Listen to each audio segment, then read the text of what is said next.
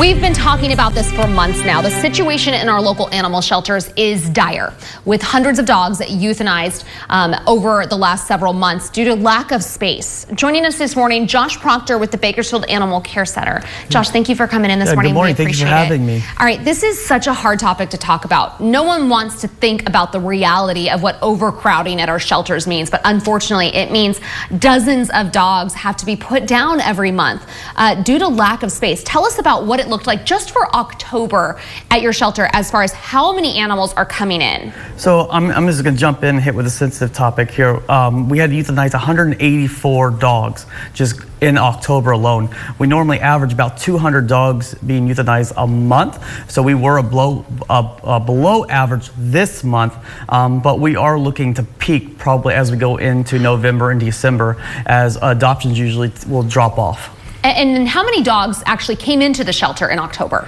So we had 584 dogs that came in.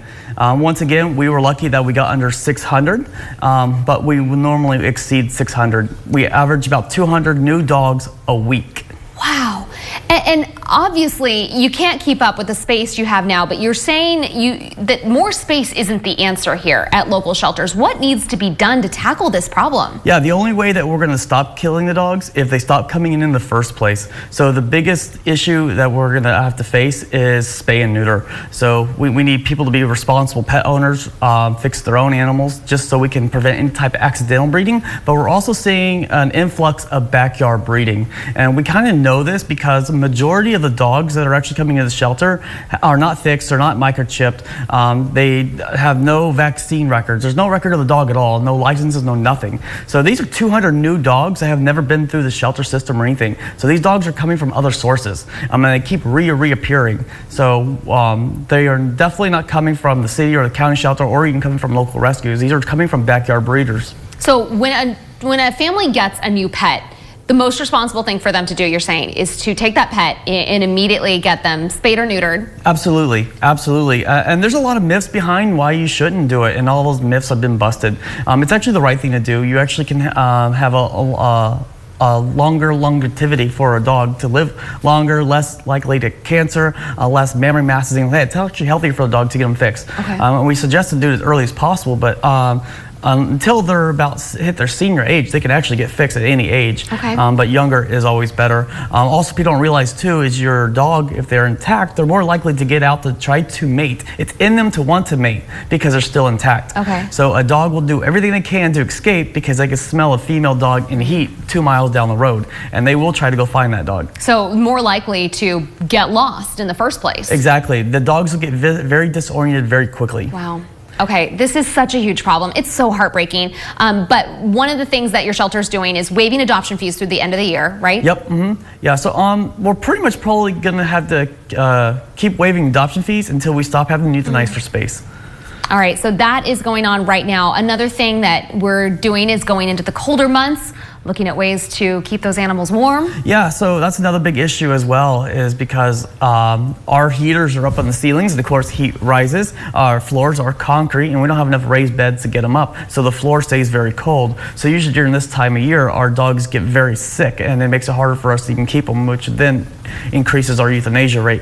So what we're trying to do is we're asking the public for any type of bedding, blankets, anything that we can raise them off the ground and keep them warm for the winter time. Okay, so just old blankets that you have around your house? Yeah, used, new, it doesn't matter. Okay. The dogs don't matter, or don't care. They're not too picky? They're not too picky. Okay, you know, I think some people, maybe when they think about getting a pet for their family, they don't automatically think of a shelter pet. There's a stigma maybe around adopting a shelter pet.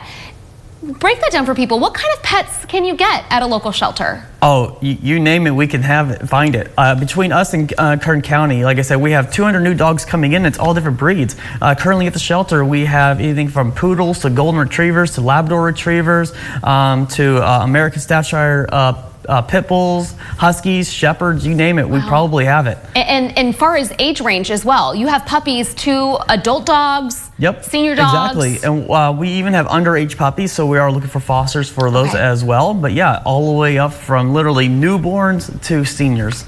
Okay, what is the number one thing that you want the community to know about this problem and what they need to do? So this is, I would like to say this, it's a community problem.